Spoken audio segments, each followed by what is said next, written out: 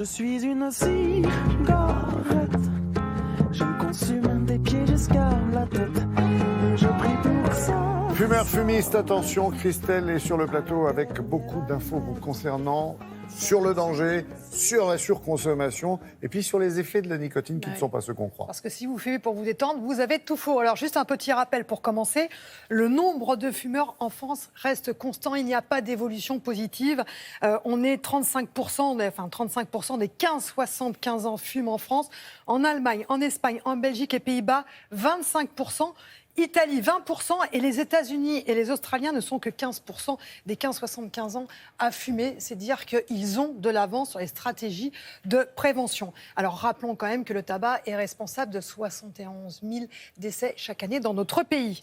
Et la nouvelle qui a été publiée par une équipe de chercheurs française vient de mettre en évidence que si vous fumez parce que vous voulez vous déstresser, eh bien vous avez tout faux. En fait, c'est le contraire.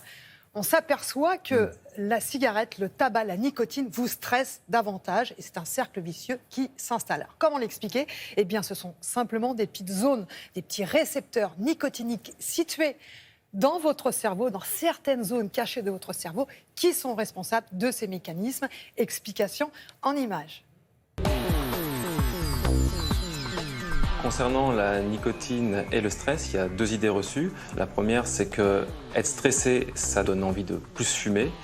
Ça, c'est vrai. Et la seconde, c'est que le fait de fumer nous déstresse et que c'est pour ça qu'on fume. C'est beaucoup plus compliqué que ça et la nicotine aurait en fait l'effet inverse.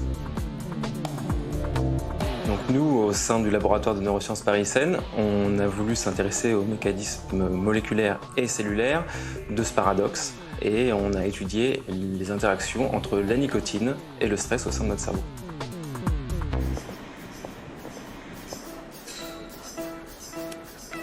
Les résultats de cette étude sont très clairs.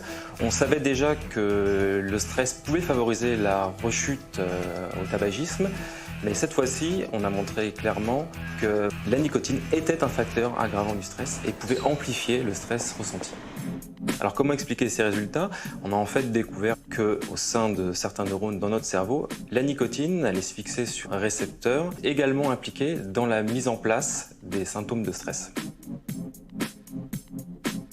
Ce que ça montre, c'est que lorsque vous êtes dans une situation stressante et que vous avez ce réflexe de prendre une cigarette pour vous déstresser, en réalité, cette cigarette va vous faire ressentir plus le stress et vous serez encore plus sujet aux modifications comportementales induites par le stress. Par exemple, vous allez vous sentir plus inhibé, vous allez avoir plus de mal à vous concentrer et vous allez paniquer. Ce résultat, il indique deux choses. La première, c'est qu'on pourrait justement cibler ces récepteurs à la nicotine pour créer des traitements sur les troubles anxiogènes.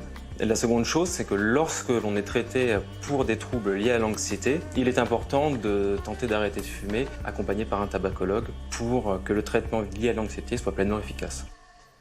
Oui, info, étude publiée dans le magazine Cerveau et Psycho. Dites-moi, le scanner est un ami ? Oui, visiblement, une étude britannique a montré que les fumeurs, lorsqu'ils passaient un scanner, eh bien, arrêtaient de fumer plus rapidement. En fait, ils augmentent leurs chances de sevrage. Ils sont 10% à arrêter sur 15 jours et 15% sur 2 ans, ce qui est beaucoup plus que la normale.